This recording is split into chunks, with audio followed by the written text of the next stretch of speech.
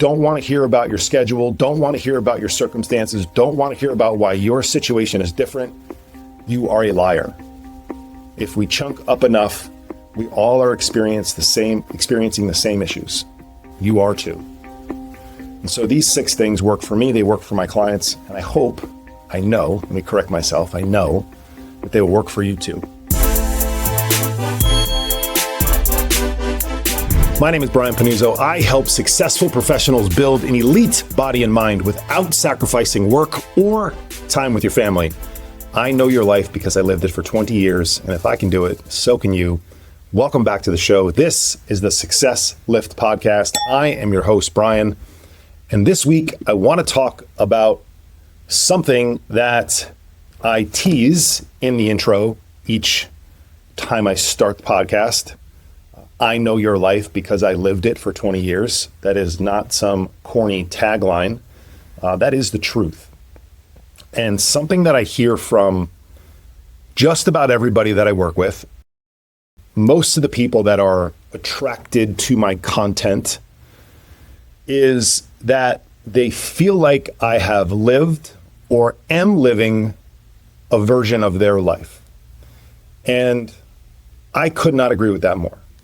And quite frankly, that is the thing that I have leaned into the most over the last several years, that I feel like has enabled me to have the success in my business as a coach when I'm competing against people who have been doing this for decades. Imagine a person coming into your world, my old world, Wall Street, right?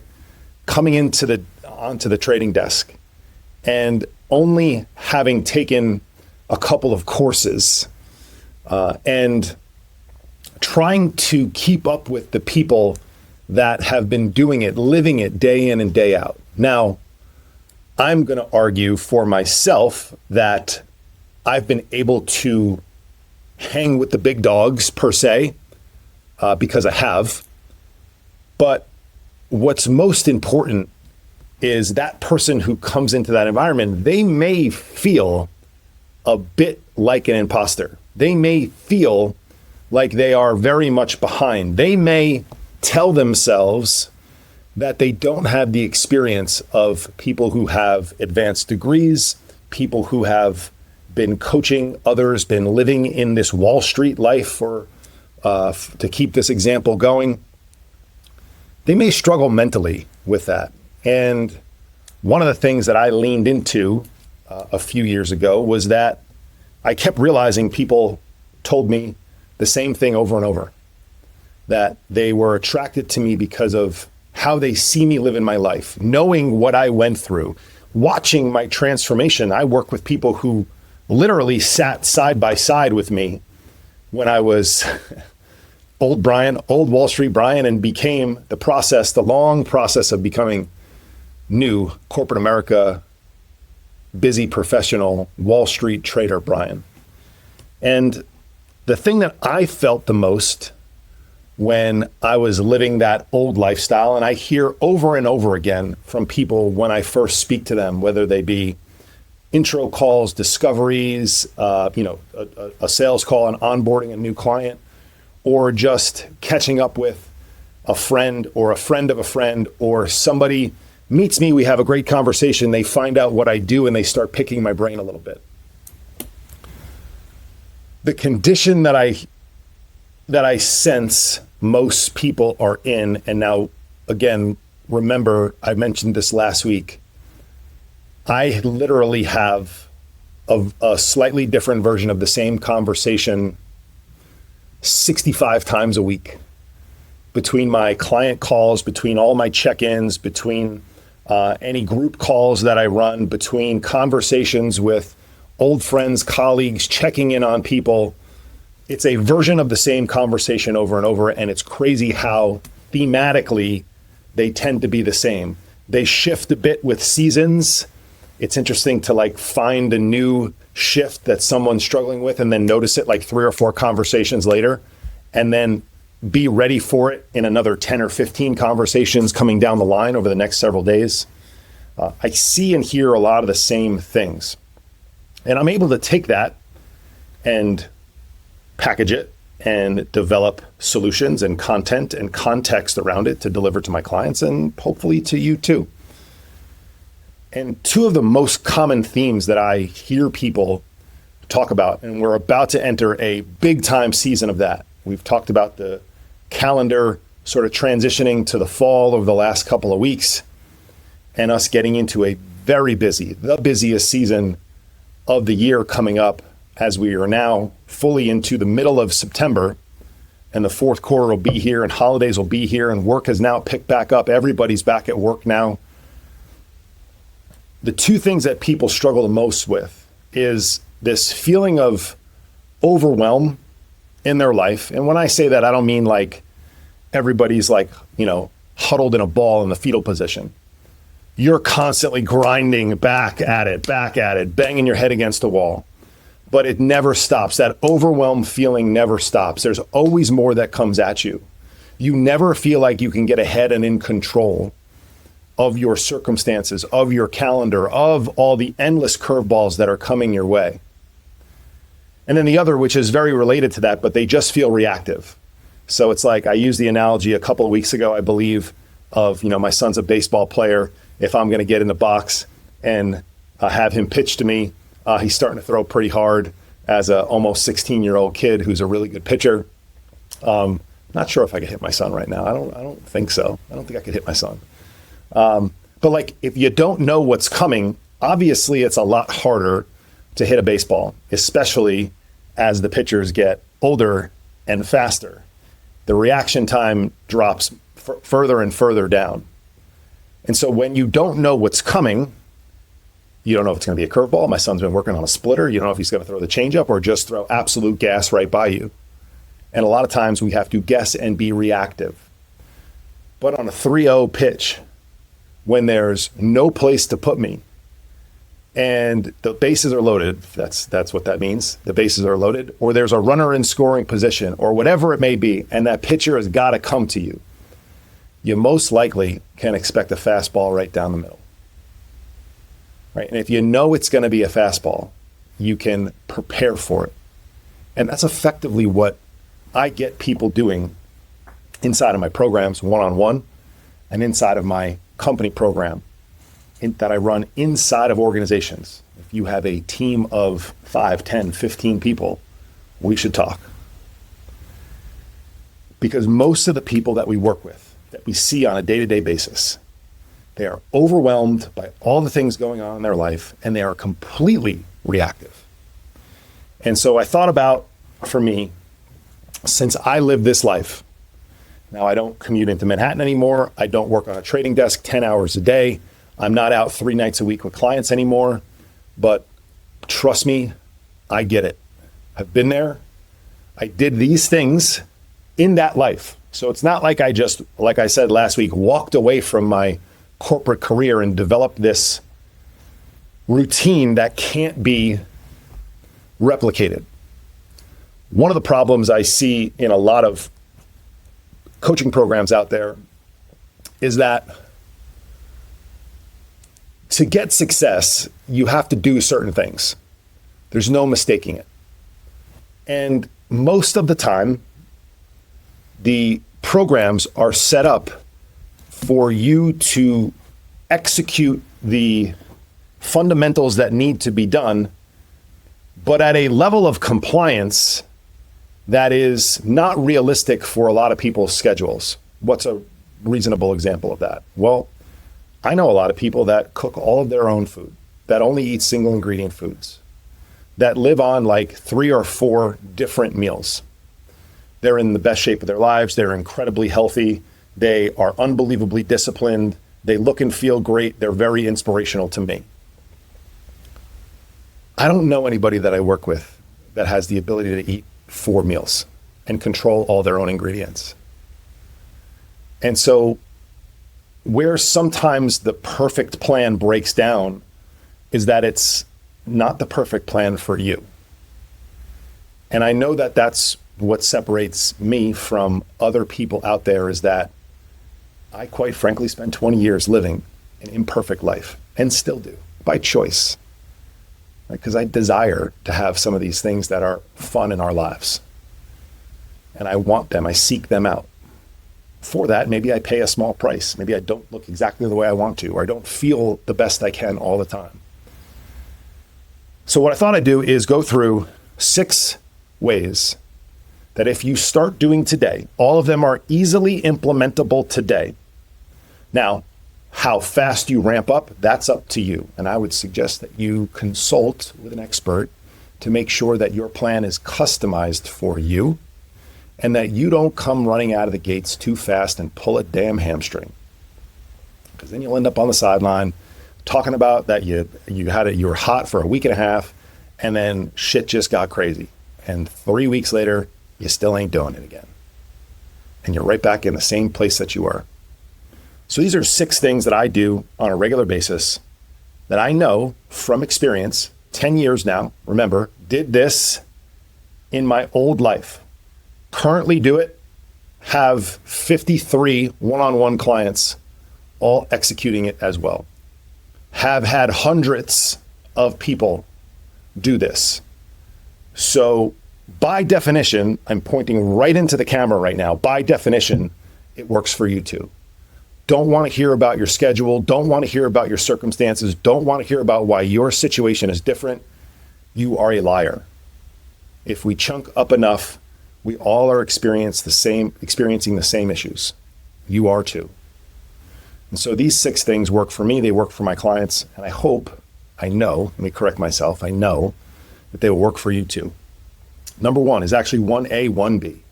How do I deal with not being overwhelmed by my calendar, by all the curveballs coming at me and being constantly reactive? Well, 1A, go to bed early. And 1B, wake up early. The hours in our day where we spend time in an unproductive way are 50 freaking X late at night versus early in the morning. Can you waste time early in the morning? Of course you can. Do we waste far more time at night? Absolutely we do. And so if you are a busy professional and you have a family and you're not in bed by 10 p.m., I don't know what the hell you're doing. Now, all the bells and whistle excuses are going off in your head right now. Totally get it. Because I got clients and I hear it. I understand you have teenage clients that start to stay out later. So maybe once in a while you do have to stay up later. But are we talking about every single time? Yes, your kids might stay up later than you. Mine do. I have an almost 16-year-old and an 11-year-old. You know what I do? I kiss them, I wave goodnight, and I get to fucking bed. Because at 9:15 or 9 p.m., I need to be in bed in order to wake up at 4:30 in the morning. They don't wake up at 4:30 in the morning. Therefore, they probably should be, but they are not in bed yet sometimes. I wake their asses up at 7 or 6:30 or 8:15 or 10:20 on the weekends because they can sleep. My wife can sleep anywhere for as long as she wants. My wife doesn't have to go to bed as early as I do. I do. I wake up at 4:30. I execute the things that I need to in the morning. Therefore, my ass goes to bed. You know what I can't do at 9:45? I can't eat. I can't watch too much TV. I can't doom scroll. I can't do any of these things because I'm in bed. How do you get to bed? Well, it's easy. You just get your ass in bed. But if you want some boundaries around it, you can use my peak productivity guide. You can email me at brian@thesuccesslift.com to help you take control of the last 2 hours and the first 2 hours of your day. It will change your life. All right. I will give you step by step what I do on a daily basis. Email me, brian@thesuccesslift.com. Actually, we'll put a link in the show notes to the guide as well. So you can get it both ways. I'll either send it to you or you can get it yourself.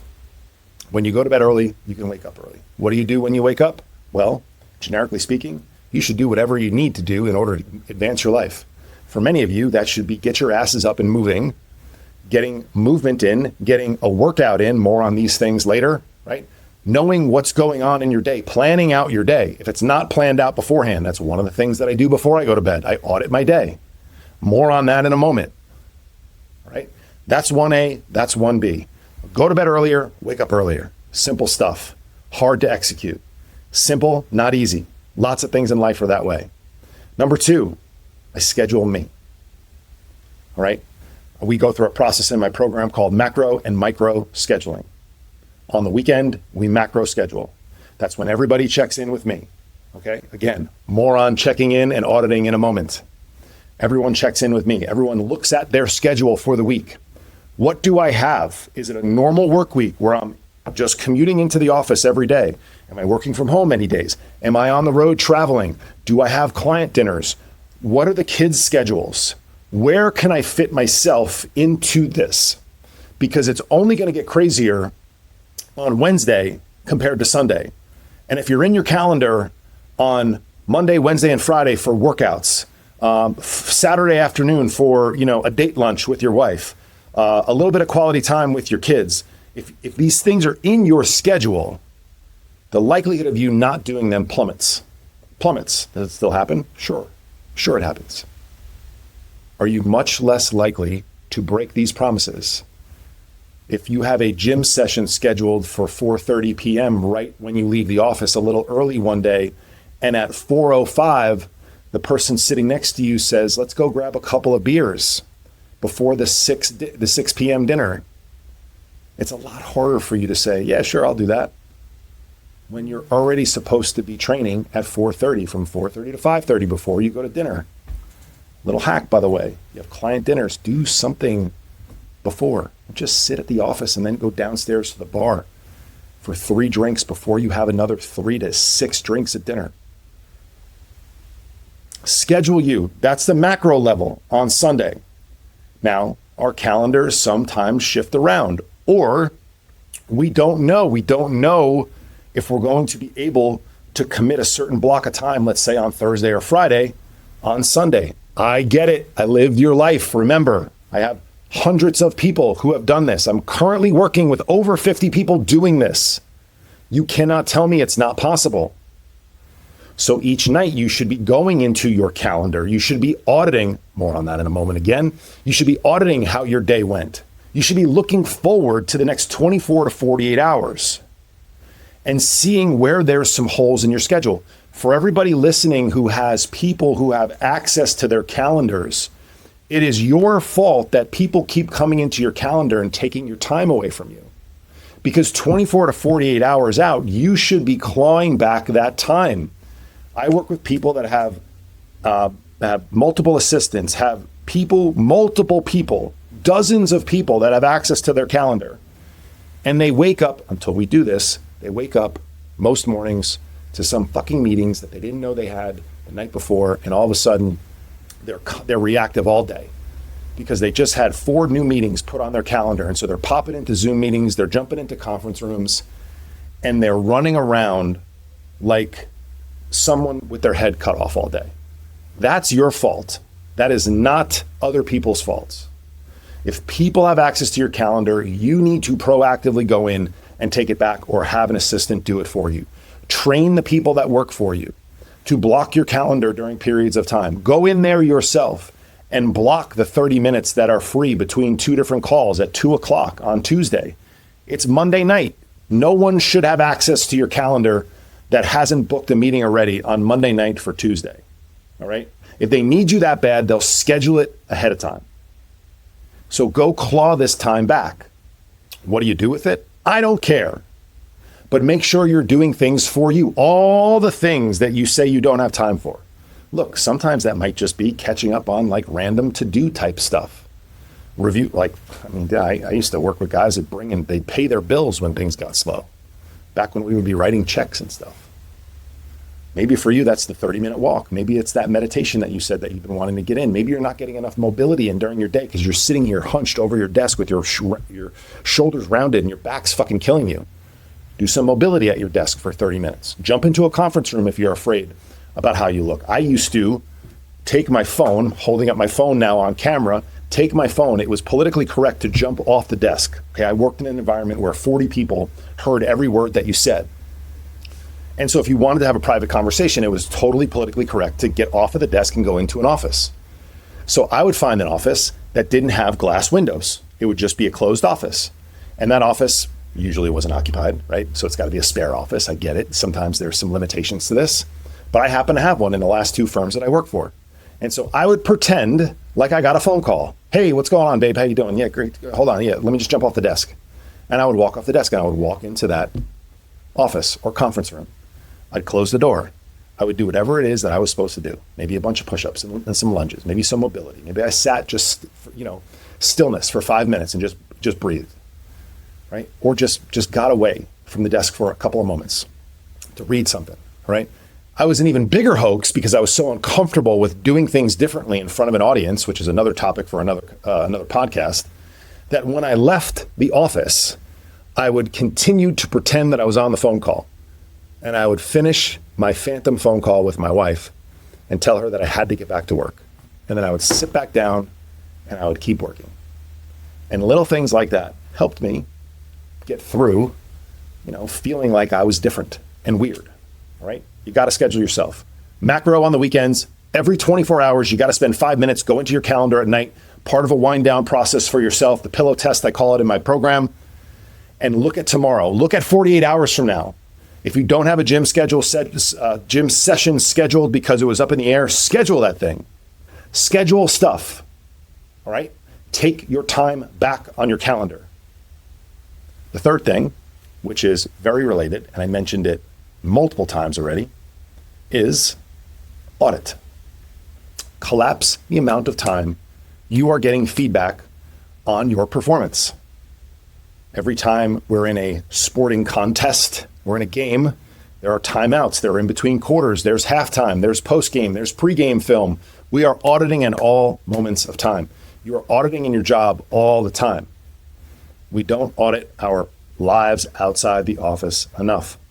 You need to time collapse the feedback loops, the feedback mechanisms. How do you do that? Well, simply, you could just think back to your day and review the tapes, as I say. There's other ways you can do it, like inside my program. We use something called the success list, where you can simply just set up a scoreboard for yourself and give yourself points, a 1 or a 0. Did I do it? Did I not do it? Let's keep this stuff simple. Did I go to the gym? 1. Yes, I did. Did I not go to the gym? 0. No, I did not. Did I send 3 text messages to people that I care about, expressing gratitude, just checking in, keeping the connectivity up in my life? 1. Yes, I did. 0. No, I didn't. You know what happens when you start seeing zeros? You don't want to be a 0. So you start doing more of it. Very simple. Start to audit and bonus points, keep score. You will feel far less overwhelmed. You will feel far less reactive in your life. The fourth thing I do is I lift some weights and I move my ass, okay? I take care of my physical body. I take care of my physical body. Why do we want to lift weights and move our ass? Well, because the combination of those two things, from a physical exertion perspective, will result in you looking and feeling your best. What should you do? It depends. As a general rule of thumb, 3 full body strength training sessions per week is a great idea. Great place to start. You want to lift 4 to 5 times a week? Awesome. How much should you move? What should you do? Again, it depends. But in general, there's that 10,000 steps per day sort of threshold baseline out there. It's a pretty good one. I wouldn't argue with it. Could you do more? You should. Do you have to? You don't. Do the people in my program, do I push them to do more? I do, depending on where they're at. If they're at 5,000 steps when we start, we try to get to 7,500 pretty quickly, so on and so forth. The people that I've had the most amount of success with have all taken a minimum of 12,000 steps per day, gotten 3 to 4 lifts in. They've done a number of other things as well. My opinion, past about 15,000 steps a day, and you start to get into the realm of, is the juice worth the squeeze? Meaning, yes, more steps likely means definitely means more energy expenditure, and probably means more calorie burn and potentially more weight loss if that's a goal of yours. But I find past about 15,000 steps, unless you have a job where you are on the phone moving all day, or you're at like an 8 hour, sports tournament for your kid on the weekend, you're kind of getting past the point of being worth the time for the incremental gains. All right. But up until about 15,000, I encourage everybody to keep going. But if you're looking for a baseline, 10,000 is a good number. Are you totally healthy if you're a little bit below that and you do a lot of other great things? Absolutely you are. Okay. But 10,000 is a good baseline.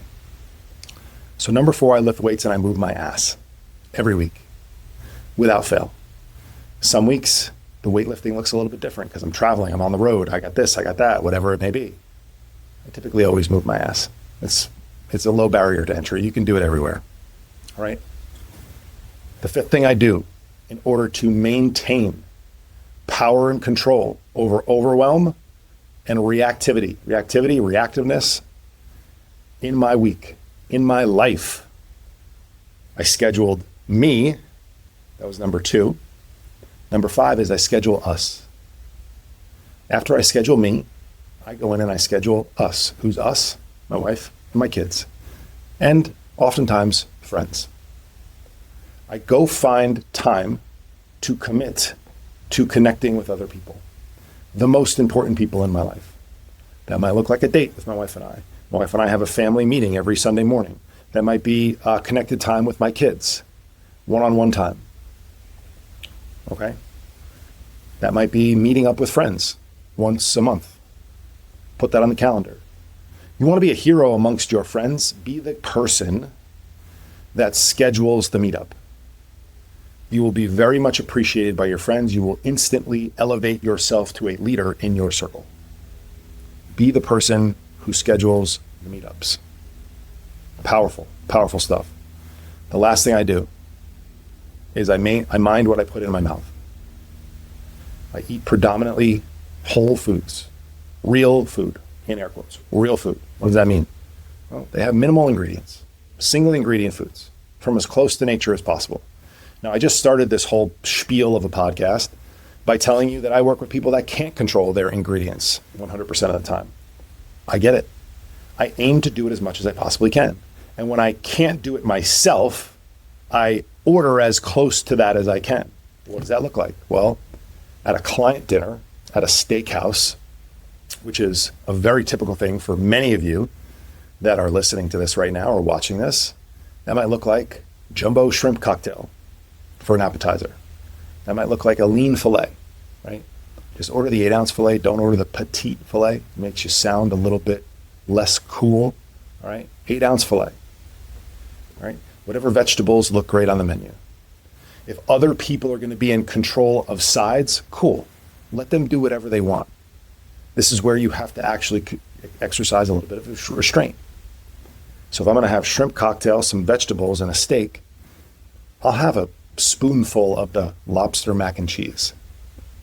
I recently did a restaurant review for a client, and I looked at some of the sides, and one of them was Flamin' Hot Cheetos mac and cheese. Damn. Sounds pretty good. Sounds like it's got like 70,000 chemicals in it, but it sounds pretty good. So I let them know, like, hey, if someone wants to order the Flamin' Hot Cheeto mac and cheese, have a bite. Just don't be an asshole. Don't have the whole bowl. Have a spoonful of or a little bit of the cream spinach. Put it on your steak instead of putting the entire vat of it on your plate. Have a bite of an onion ring. It's a freaking onion ring. You've had 100 onion rings, 1,000 onion rings in your life. Have some of the mac and cheese. Have some of the cheesy potatoes. But like, chill. Predominantly eat the vegetables and the steak. No one's going to laugh at you for ordering a steak and shrimp cocktail at a steakhouse.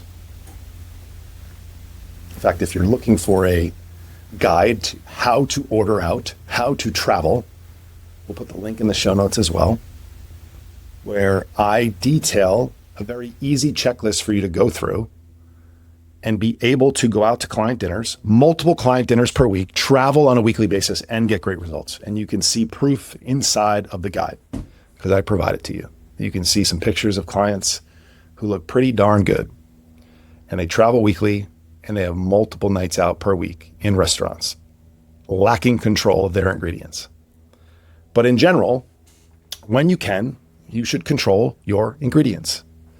You should Eat predominantly single ingredient foods. How many ingredients does eggs have? How many ingredients does broccoli have? How many ingredients does blueberries have? Steak, salmon, strawberries. Most of these things don't even have a label. The old, shop the perimeter of the grocery store. It's pretty good advice. There's plenty of stuff in the middle that's totally fine. But in general, if we're shopping the perimeter, we're doing a pretty good job. And then you limit your alcohol. I know that you probably just were like, damn, I thought we were out of here. I might have been able to do this, and now I don't know if I can. But limiting alcohol is going to help you with your cognitive function. It's going to help you with your energy level. It's going to help you with your sleep quality. And more importantly, probably than all of those, in my opinion, because all of those are very important, but these two are so interconnected, it's going to help you with the first part of 6A, which is eat mostly single ingredient foods. How many times have you had 8 vodkas and eaten grilled chicken, sweet potato, and broccoli? It just doesn't fucking happen, right? How many times you've had 4 IPAs and had a piece of grilled salmon? No, you have the wings at Buffalo Wild Wings. You get the sliders, you get the nachos. They are mutually exclusive. Alcohol consumption and low quality food are technically mutually exclusive, but huge but, capital B-U-T. They're very easy to connect them together. And so by systematically reducing your alcohol consumption, you will likely see that your food quality increases. So let me quickly review. If you would like to take control over overwhelm and reactiveness in your life, which everyone that I speak to deals with, you need to go to bed early. You need to wake up early, 1A, 1B. You need to schedule yourself on Sunday for the week, every 24 hours, revisiting the calendar. You need to audit and time collapse. The amount of time it's taking for you to realize that you're not doing the things you say you're going to do, or reinforce the positive feedback loop of the fact that you are, because it is motivating when you do. It is motivating. And you want to do more, I promise you. You need to lift weights and move your ass 3 to 4 days a week, lifting weights. You need to, and if you're like, dude, I don't lift weights, I do cardio. All right, cool. You're not going to look as good as you want, but that's fine too. Work hard at something physically 3 to 4 days a week. Move your ass on a daily basis. Good barometer, 10,000 steps. I think you should do more. Can you do less and be very healthy? Absolutely. Number 5, schedule us. We scheduled you, then we got to schedule us in air quotes. Wife, husband, whoever you are, right? Kids, friends. All right. Lastly, you're going to eat predominantly real food most of the time so that you can have some of these other moments that you either have to or want to. And you're going to limit your alcohol intake. And if you do that for 3 months, in the middle of December, I promise you, you will feel freaking amazing, especially relative to the way you feel right now. Your body composition will change. Your energy will be better. You'll sleep better. You'll have more connection in your life. You'll feel more in control of everything that's going on around you. And when you do that, you're able to handle the next thing that comes, because it's always going to keep coming. So you can either keep being reactive and figuring it out and ultimately break, or you can take control of your schedule, of your actions, and live a pretty amazing life. My hope is that you do the latter. I appreciate you guys. I'll see you back here next week.